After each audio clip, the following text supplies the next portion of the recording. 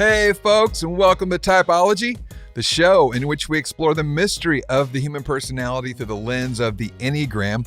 My name is Anthony Skinner, producer of the show, and I am really happy that you're here today.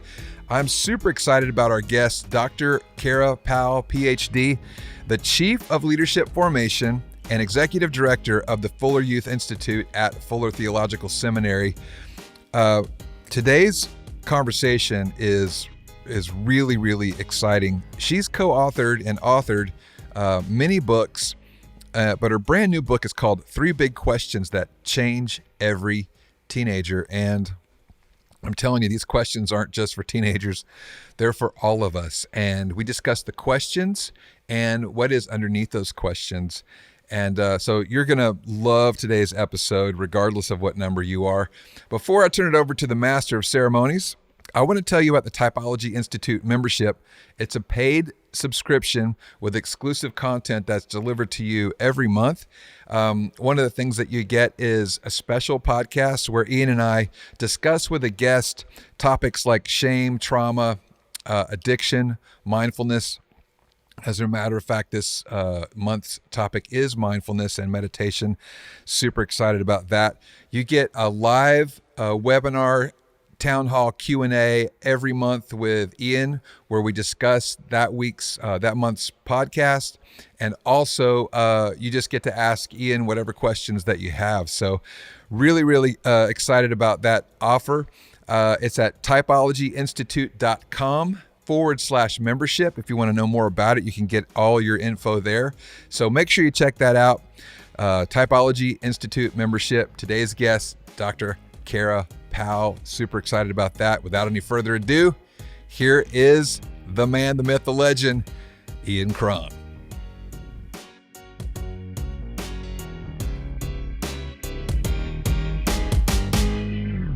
Kara Powell, welcome to Typology. Thanks. It's good to be with you, Ian and Anthony. Thank you. It is, it's a joy. You are in Pasadena right now. I am in San Francisco. And Anthony is stuck in Nashville. Y'all have left me in the heat and humidity. Mm-hmm. Yep. We are dry and happy. Actually, I could say high, dry and high, but if you say that in California, it means something completely different. You're just playing into the California stereotype there, Ian, for sure. That's right. So, Kara, you have a brand new book, 3 Big Questions That Change Every Teenager, making the most of your conversations and connections. And I'm going to get into that, a little bit more in the second half of our episode, because I just actually want to jump in on some Enneagram stuff, because you're a student of the Enneagram yourself. For sure. And I know that a lot of our people are going to have an interest in like the Enneagram and raising kids, particularly teenagers. And so I'm looking forward to it. You are an Enneagram 3, and that means obviously that you are an achiever or a performer, depending on what signifier people like to use. How are you using the Enneagram in your own life? Just give us a thumbnail of your experience with it. Yeah. Well, I think I first encountered the Enneagram, 6 or 7 years ago on an annual weekend away with some of my closest female friends. And we had brought some Enneagram materials with us. And so we just devoured them over the course of that weekend and talked about what the number that each of us were, we thought, and what our husbands were. And for some of us, what our kids were. And identifying myself as a 3 was incredibly illuminating for me. It's like the penny dropped on so much of what I do and why I do it. And I'll be honest, parts of myself that I really love and parts of myself that I wish I could change are all really wrapped up in my 3-ness. And so being a 3, I looked for all sorts of different ways to use the Enneagram. And so our team at the Fuller Youth Institute, we've all taken it, and it's just given us such helpful language to understand each other's preferences and proclivities, drives, motivations. And then also, yes, my husband and our 3 kids have all taken it. And similarly, especially for my one daughter who pegs really high on her Enneagram, so much of what she does is wrapped up in her being a 2 in this case. So, and I'm such a 3 in terms of being an achiever that like I first tried to get my family to take the Enneagram test on a family vacation. Like in my mind, this would be a great thing to do, right? Let's take a test and learn about each other. And our teenagers, speaking of teenagers, our teenagers were like, no, Mom, not having it. And so finally at the start of the pandemic, we were home enough and I had them cornered enough that we took the test and they loved it. And they said they wish they had taken it earlier. Wow. But yeah, that's a little bit of how I've been using the Enneagram personally and in my family and then professionally. Can you give us all their numbers real quick? Yeah, absolutely. So it's interesting. This is a question I have for you. As I mentioned, like my daughter and I, we peg really high on our numbers. I'm a high 3 and our 18-year-old is a high 2. But the other 3 family members are more mixtures. And so my husband, he is a mixture of a 9 and a 5. And our son is a mixture of a 9 and a 6. And our youngest daughter, she's a mixture of a 6 and a 2. So at least according to the test, and it actually somewhat matches what I've observed about them. So that was actually something I wanted to ask you as Enneagram experts is why is it that some people have such clear dominant Enneagram numbers, and why is it that some people are more mixtures or hybrids? So I can give you just maybe 2 reasons at the very least. One is you are all 9 types. Everybody contains all 9 types. It's just that you tend to be dominant in one. Yeah. Right. So we should probably say, rather than your core number or basic type, we probably should say your dominant type, because you actually contain all 9 types. Yeah. Right. Secondly, if you've taken a test where it's like you scored highest on this, then next on this, next on this, next on this. Well, as you know, as a PhD working in academia, that not all psychometrics are constructed the same. Right? Sure. Some, I've worked with psychometricians, and I know that, these guys have PhDs in psychometrics. I mean, it's like constructing a test is an expensive and very, very, involved process. So all to say, I always just tell people, when you take a test, see it as a data point, but not as definitive. Sure. It's good to take it and then read a book and confirm it, or meet with an Enneagram teacher and have them really tease it out. For when you say 9 and 5 or 9 and 6, I would say that they should ask themselves the question, which of these types, the unconscious motivation of each of these types, sounds more like me than any other. And that's their type. They're not a mix of 9 and 5. If you had said to me 9 and 1 and or 9 and 8, I'd go, yeah, that makes sense. It's their wing. Their wing. But the other 2, I'd be like, you're probably just seeing a lot of features in there that you resonate with, but stick with your dominant type. Yeah. There is, of course, a line between the 9 and the 6, so there could be some relation there. Yeah, thank you, Anthony. That's right. When a 9 is not doing well, they go to the low side of 6. Right? So if the person who took it was kind of in a place of stress when they took it, or when they interpret it, that could also color the result. And the reason you score so high is, think of it this way. It's like some people hit the target right in the middle and it's so obvious. It's ridiculous. Yeah. It took me 10 months to figure out my type. And that's because I'm what's called a blurry 4. It's like, that's part of the reason, some people are outliers inside the type, and versus so squarely pegged in the middle. So. Well, that's really helpful. Thanks, Ian. And I mean, to your point, actually, our kids especially, they took the test at the start of the pandemic. And so there might be some biases there. It's probably time for us to revisit it and reprocess it again and try to identify that dominant type. That's really helpful. Thank you. Yeah, I would also just encourage you, at the risk of being self-promotional, but for a teenager, this would be best. Just have them read the road back to you. Yeah. Because it's readable, it's got stories, and it's a basic primer, and etc. And so it's very accessible to a teenager versus others that are that thick and pretty technical. Sure. It's a great book to have a discussion with your family as well. We did that with our children. We have 3 children, and we had a lot of fun, working through our test and then reading through the book. So you said you gave some references to how you're using it in your own life. So my other question is, because this is a big part of the reason that the Enneagram exists, which is, how are you using it to work with your shadow side, the shadow aspects of your type? Yeah, well, as I said, there's a lot that I love about myself as an achiever, but some of my tendencies to work too hard and and be too focused on that to-do list, that task, not being relational enough. So for me, the area where I'm really trying to grow is in embracing the 6 part of me that is loyal, that is connected with others, etc. So it's easy for me, and I see this in myself when I feel stressed, and when I feel stressed, this phrase has literally come out of my mouth. I said to my husband, I just want to get my laptop and work. Like that is gratifying for me. That brings comfort to me. And while there might be a time and a place for that, I'm trying to more experience my comfort in my relationship with God as well as my relationship with others. So more making sure that I'm connected in community in the midst of that shadow side versus constantly trying to fill it with accomplishments, which is my tendency. That's your drug of choice. Oh my goodness. Yeah. My laptop, an empty email box is it's so gratifying to me.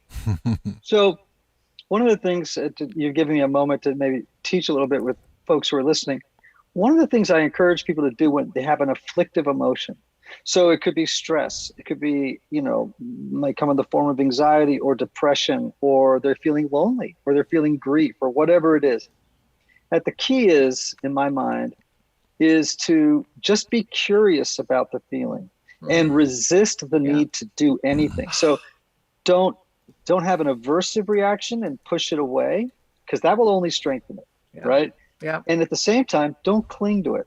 Yeah. Actually, just sort of, our feelings are not monolithic. They're not iron structures in the ground that are huge and will be here forever. It's like, no, just observe it, be curious, knowing that it's an impermanent thing. It's going to blow through, and just being present with it actually will give you such a greater degree of self-knowledge and self-compassion.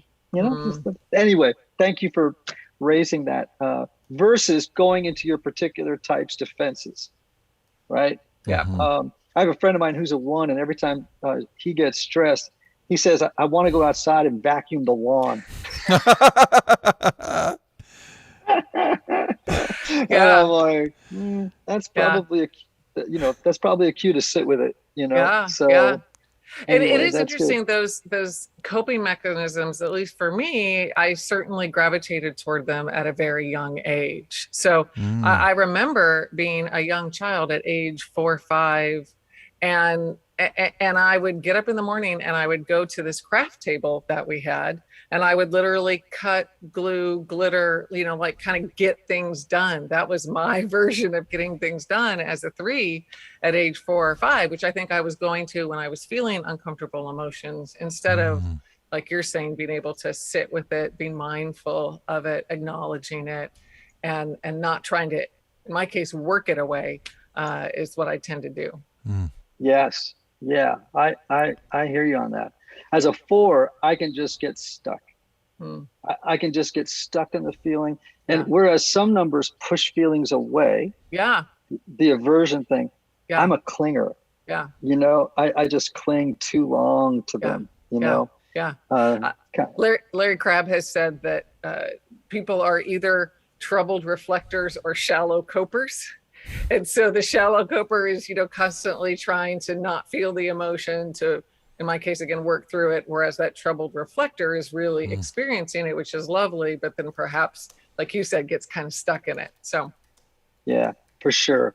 Okay, let's talk a little bit about your book, Three Big Questions That Change Every Teenager, Making the Most of Your Conversations and Connections. Now, 50,000 foot, give us the premise of the book. Yeah.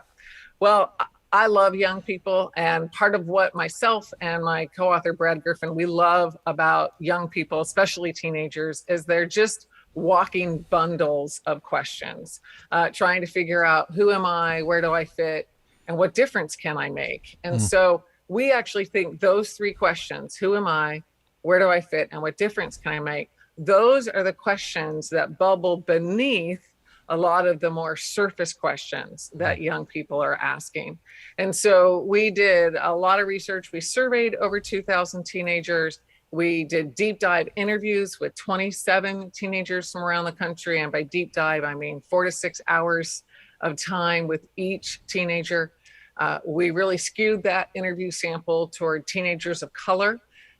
In the midst of everything else that happened in 2020, we also crossed a line demographically with those under 18, that half of those under 18 are now young people who are white, and half of those are young people of color. And so we wanted to make sure that we actually disproportionately listen to, learn from, empathize with young people of color. And so out of all that research, we came to understand that yes, these are the three big questions: identity, belonging, and purpose. Who am I? Where do I fit? And what difference can I make? But we also came to a clear understanding of how is it that young people are currently answering these questions, and how do we journey with them toward better answers to those big questions? Okay, I want to hit that. Oh, that's good. But I think I'm a 4. So questions that you're bringing up are so natural to me. And I actually, when I read the premise of the book, like, we're all experiencing social isolation. We're all working online, not just kids. We've all experienced George Floyd and racial strife and COVID, a crazy election, January 6th, deferred dreams, right? I mean, and these are all right out of your book, right? And the question I have, couldn't this book be for adults wrestling with the very same issues? And somebody should probably write that book, Ian, because, and I know I would read it. But to your point, yes, this book is about young people because that's our research specialty. But these aren't just young people questions; these are people questions of who am I, where do I fit, what difference can I make? And I think this is part of what draws us to the Enneagram. Is it helps give us our own answers to those questions and even understand our best process to identify those answers to those questions. But what I like to say is those of us over 30, these three questions of identity, belonging, and purpose are at kind of a low simmer. For our young people, for our teenagers and young adults, these questions are at a rolling boil. So it's just a lot more developmental heat on those questions. So yeah, I would say these questions cut across generations and actually, cut across at least many cultures. I don't want to make a completely transcultural statement, but across many cultures, they're just especially poignant for teenagers and young adults. I've run across these questions. I can't remember who the psychologist was. Was it Rollo May? I can't remember who it was. But the way I understood them was that there are three fundamental questions in adolescence. One was, who am I? Where do I belong? Yeah. And am I really loved? Yeah. And I don't know if those are synonymous with these or overlapping. And that really, if you don't answer those questions well enough in adolescence, then developmentally, when you go into your 20s, 30s, and 40s, you're actually handicapped and prevented from asking the important questions of those decades, which change. And those questions change, right? In your 50s and 60s, it might be, have I forgiven? It might be, you know what I mean? Like, I think every decade has its own questions that need resolving. That's another book, Anthony. We should talk about that. Anyway, so you just said that different types might answer these questions or draw on different gifts and strengths and perhaps be subject to different difficulties in response to answering these questions. What did you mean by that? Yeah. Well, one of the ideas that we toyed with, and actually different psychologists have different opinions about, is Is there one of those questions that perhaps leads the way among the other two for you as an individual? So a little bit like, you have your primary motivations in the Enneagram. Similarly, which of these questions is kind of the primary motivator? Oh. So, yeah. So what are you kind of ultimately first seeking? So I'll give you an example with my husband. My husband is high on purpose. That's one of his foci. Like when he hears about a need in the world, he wants to go board a plane and grab a hammer and fix whatever can be fixed. He's very driven to serve, to make a justice, to make a difference, to be involved in justice. I'm more driven by the identity questions, trying to figure out who I am and how do I come to terms with who I am in a way that is, again, separate from my achievement, because I often default to what I've achieved to define what I am. And that invariably ends up falling short. So that's just an example in our marriage of what's the gas pedal for us as individuals. My 18-year-old, she's very much driven by belonging. And some of my psychology friends actually say that of the three questions, belonging is the one most likely to be the driver, that we're looking for that sense of community ultimately. I've talked with some people. For everyone or for the teenager?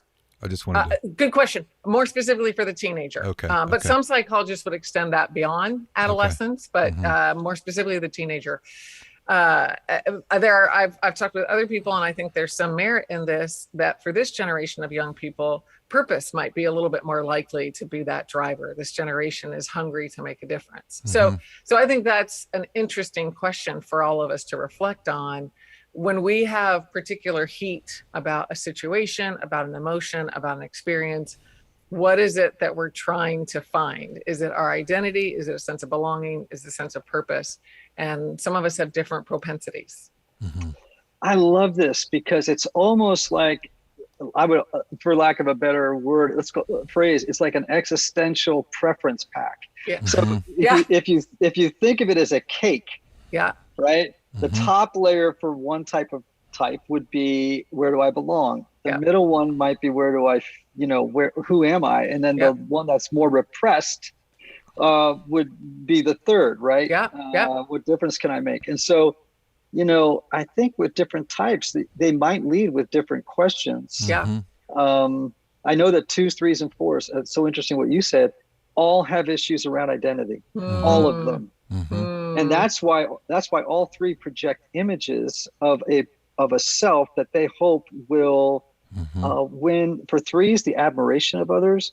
For 2s, it would be winning the love and approval, appreciation of others, right? And 4s are a little trickier because 4s really want to know, they feel like they lack wholeness and therefore they don't belong in the world, right? And so that question might be a little bit more with them, but fundamentally they project an image of specialness and uniqueness because they think that will win them a sense of belonging, of being seen. So this is all very fascinating stuff. Makes me wonder if those three questions could correspond, like where you were headed, Ian, with like with the different triads, thinking, feeling, doing, or the different centers.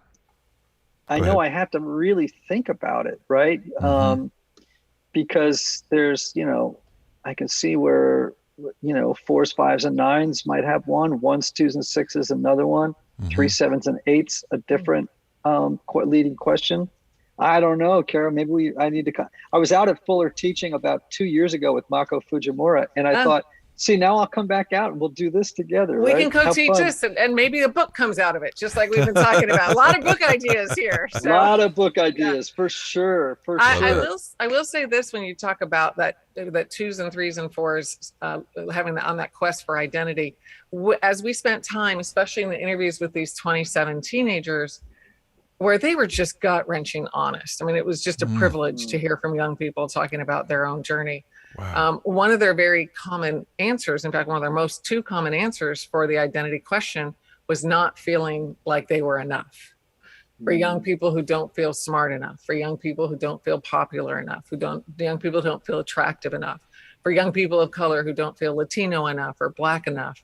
And on the list goes. It's like a different adjective, but young people really struggling with feeling that they aren't enough. And I know that's what I struggle with as a 3. I'm constantly feeling like I'm not enough. And if I just work, if I just achieve, if I just accomplish, then I'll somehow feel like I'm enough. Now, the reality is, even my most productive day can leave me feeling somewhat empty. And so that's part of what we were also wrestling with, is what are ultimate better answers to those questions of identity, belonging, and purpose. If this is our current answer that we don't feel like we're enough, what's a better answer? Okay, so just to remind people, we have 3 questions. Every teenager really needs to address. They are trying to address them, whether consciously or unconsciously, right? Great point. So Great point. That's happening. And so, and by the way, that means in adulthood, and I guess also as as teenagers, that the conscious quest is better than the unconscious quest. I'm assuming, and so. Those 3 questions are: who am I? Where do I fit? And what difference can I make? And that those 3 questions are at the core of the human person. Yeah. And it sounds like what you're saying is that, and I think this goes across type and across culture, that, and we come up with wonderful theological answers for it and proofs for it, that shame is such a profound problem. Kara, I've asked myself at different conferences, because I speak in so many places like you do, and it's Anthony and I were recently somewhere on a trip, and people were sharing very deeply about their lives. Every person of 20, every person was so fettered with shame. Yeah. And some of them extraordinarily successful. I mean, like billionaire successful. Yeah. And I'm like, golly, man, if someone could figure out how to get rid of shame, they'd be bigger than Microsoft and Amazon put together, man. Yeah. It's like, it's just such a paralyzing spiritual toxin. It's like, it's crazy. Yeah. It's crazy. And really, you could say that a lot of what happens in types, I think, each of them is a failed attempt to cope with shame. It's a disorganized strategy for dealing with shame. Yeah. So I'm curious, Ian, thinking about shame, do you think in the types, while it's a failed attempt, is there also something maybe redemptive in how they're trying to experience a truth beyond shame? Well, great question. I think the strategies that we devise as little people to help us, cope, protect our authentic selves from harm. Yeah. We create, a false self. And this is just Winnicott, right? I'm just talking about Winnicott. It's not like I came up with these magic words. And although I could say Thomas Merton did too, but I think that we develop a personality that, in the structure of which is really designed to protect us. And it works as a little person, but when we drag it into adulthood, it begins to screw us. So in other words, you as a little person, you started to get this message somehow, some variant of the message, people only value people for what they do rather than for who they are inside. Yeah. Right. And because of your hardwiring and probably cultural setting and everything else, you were like, okay, so that's how I'm going to get my needs met. I'm going to become an achiever and a performer, and that's going to become my identity. I'm going to completely buy into that as my identity. Yeah. And in the process, then you lost touch with your true self. Yeah. You started to over-identify with that personality pattern. And then, it's not like there's a moment in development where you finally say, oh, I'm safe enough now that I don't have to play that game. You just keep playing it because you probably got a lot of stroke sport as a kid. It's like, oh, she's such a go-getter. She gets things done. Obviously, you went to Stanford all the way through. It's like, oh, she's going to Stanford. And you were just like, wow, you get a lot of love for being this person. Yeah. And then at some point in life, if you're lucky, you hit a wall with that story, that strategy. Yeah. And then you have to ask yourself the question, who am I? Yeah. And that's, as I said, I think that's true for all the types. It's like, yeah, keep the gifts of the type, but as a strategy for getting your needs met, it's a disaster. That makes good sense. Yeah. Yeah. So that, I mean, there are positive, obviously, aspects of all the types. We just can't put our eggs in the basket of that type to find our ultimate sense of meaning. That's almost too good of a, I was going to say, it's almost too good of a setup, Ian, to not ask Kara, like, what, where was it that you pivoted and undid that story for yourself? Well, the verb tense would be ongoing there, Anthony. So it is not only past tense, but for me, my faith really means quite a bit to me, and I am a Christian, and so in the midst of this narrative that says I'm not enough, what I cling to, what I pray for myself every day, it's on my list of daily prayer requests for myself, is that I would know that God makes me enough. And in the midst of the shame that I struggle with, Ian, and I find Brene Brown's definition of shame so very helpful. Yep. Shame is thinking that you're a bad person. Guilt is thinking you're somebody who does bad things. And so, that shame that so taints how I think about myself, top to bottom, soup to nuts, so to speak. Instead of leaning into that, to remind myself, okay, God, you make me enough, and that's what's helped. The ruts of me feeling like I'm not enough are pretty deep, but through spiritual direction, through amazing community, slowly I'm finding that my wagon's getting out of those ruts and able to experience, like you were saying, Ian, some of the positives of who I am as a 3. I like that I'm a productive person. Like I actually really like that about myself. I don't want that to change. I just don't want to find productivity my way of soothing myself. That just doesn't ultimately satisfy. Right.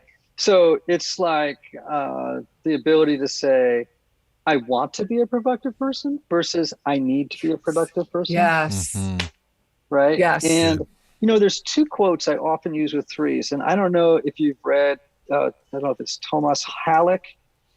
He wrote this beautiful book, and he quotes, the title of the book is a quote from St. Augustine that I guess Augustine is speaking on behalf of God. The statement is so simple. I want you to be. And it's almost like, I wanted you to be. That's why you're here. Right. But it's also, That's good. Want you to be. Right. Yeah. And then the second quote by Augustine has so many great quotes, but my second favorite Augustine quote that he used to pray, because Augustine was I think probably a 3, and he was also very driven, very, very much an achiever. And Augustine once said, he used to pray, Lord, let it be for your sake that I am loved.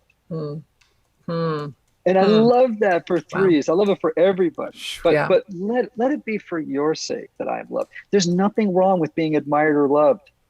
Nothing. Yeah, right. There's nothing wrong with people saying, gosh, Kara is awesome. It's just the ability for you and for me to say, but let it be for your sake, that I am admired, that I am loved, that I am appreciated, that I am, all those things for different types. Just let it be for your sake, not mine. Great. That's great. For your sake, not mine. Okay. Beautiful. So what's the strategy? All right. You're a doer. So tell me, how do teenagers, how do we as adults answer these 3 germane, or I guess germane is not the right word, but pivotal questions. Who am I? Where do I fit? What difference can I make? How do you want teenagers to answer those questions? And then I want you to tell me how you hope adults do. Yeah. Well, how in terms of the content of better answers or the process? Give Or me a better both? process. Give us a better process. Okay, better process. Excellent. So, the good news about teenagers is when adults earn the right to be heard, then they're quite open to adult relationship. So the way that we earn that right to be heard, to quote Young Life founder Jim Rayburn, is that we listen and we empathize with them, that we slow down our pace as adults and really look that young person we care about in the eyes and ask them a few questions, ask them to tell us more. We give over 300 questions in the book so that an adult, 300, way more than probably any adult could get through with any You one are teenager. a 3. Yeah, You are a 3. yeah, exactly. 300, because 200 wasn't enough, right? So we wanted to do 300. So, but we give all those questions so that any adult, parent, step-parent, grandparent, mentor, teacher, neighbor, whatever it might be, whatever role an adult has in a young person's life, has this question toolkit to really try to listen to what's going on in a young person's life, listen to, how are they doing in their identity, belonging, and purpose, and how can we journey with, or how can we accompany? I love that verb, accompany, which my Catholic friends use a lot when they talk about mentoring. How can we accompany that young person toward finding better, more life-giving, more freeing answers to those 3 questions? So in essence, it's empathizing, listening. And I'll tell you, we as adults, we are so quick to judge young people, especially millennials and Gen Z. I mean, they've gotten so much bad press in our world and in our culture here in the US. And wouldn't it be great if you were the adult that a young person knew was a safe place, that wasn't going to point their fingers, we're not going to point our fingers at them, but we're going to put an arm around them and walk alongside them through the highs and lows of life. Okay, so 3 questions. Who am I? Where do I fit? What difference can I make? I'm going to keep saying those questions over and over again because I want people to remember them as we talk, and I want them to remember when this is over. Perfect. So I feel like it's possible that these are not static answers. These are, like, in other words, you at 18 might have one answer and at 28 a different answer. Yeah. Is that possible? Or do you think it's like, nope, you figure it out when you're a teenager and that's pretty much the script? No, I mean, I think, as you've already said, our early childhood influences are very formative and might put us on a particular trajectory, but there's hardly any straight lines in our journey, right? I mean, they're a lot more squiggly and a lot more up and down. So I do think we can toggle back and forth between different answers, or, maybe have a dominant answer, but then there's a particular offshoot for a season. So to your point, no, I think our answers can change some. And what we ultimately want for young people and people of all generations is for us to all land on healthy, life-giving answers that help us thrive to those questions. That's what we're after in the book.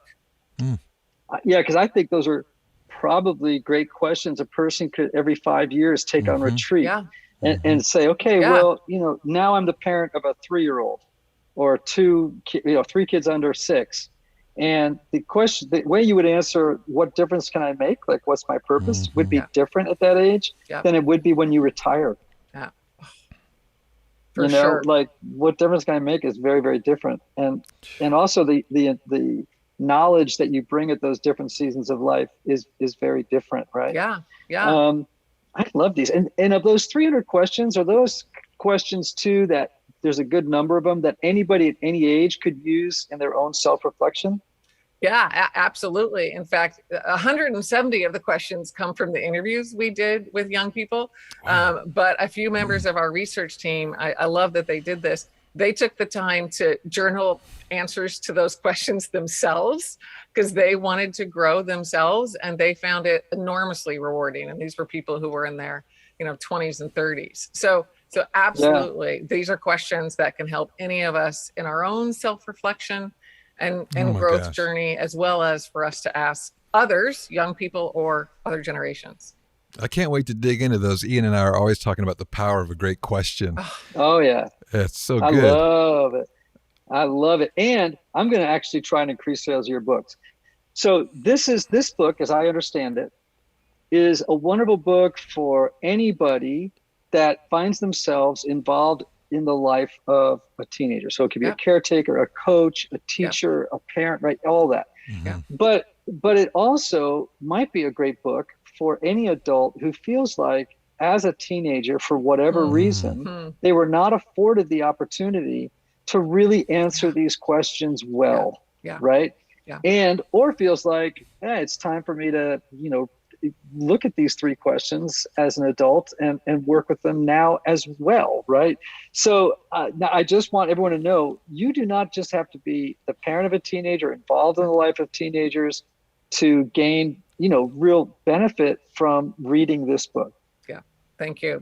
Is that fair? Yeah, that's very fair. I mean, I think it helps us process our own development, our own growth also in these 3 key questions of identity, belonging, and purpose. And so these questions have become just like the Enneagram, honestly. And I've had multiple people say, gosh, it's like the Enneagram. It really helps you understand yourself and others. So I'm glad we're drawing all these parallels. Just like the Enneagram gives us a way to understand ourselves and others, identity, belonging, purpose. And we even call them around our office IBP. IBP give us a new lens to understand ourselves, understand where are we healed and where are we experiencing real freedom, and where are we not quite yet healed and we need to continue to experience freedom. Enneagram 3, Kara Powell, this has been a wonderful, wonderful conversation. Anthony, what do you think? Oh, I can't wait to get my hands on this book. I know. I think it's like Madeline L'Engle. You write a great book. You have a great premise and you write a great book for someone younger, and you've written it for everyone. So yeah, that's true. That's true. Well, and I'll tell you, we are such big fans of typology and this fantastic podcast that we have a special offer for typology watchers or listeners, whether you're watching the video or listening to the podcast, that if you go to 3bigquestionsbook.com, and that's the number 3, bigquestionsbook.com, and then /typology, not only do you get a free chapter of the book, but you get 40 additional conversation starters to help you have a better conversation with a teenager or young adult. And these are not in the book. So this is additional content just for typology friends. Yay! Very cool. Thank you. We love giveaways. Anthony, can we make sure that gets in the show notes, or we get that out on socials? Yeah, we'll make sure that goes out with the email and on socials. Yep. Love that. Kara, thank you so much. Anthony. Yeah. I'm sorry you're come back home. The heat. Come back home. There you are, though. You're in the cave at Typology Studios. You got the lights on in the doors behind you. I love that. Yeah. And of course, I love our tribe of listeners. And as they know, we close with those words: may you have love, may you have joy, may you have peace, may you have healing, may you have rest. Until next time. Beautiful.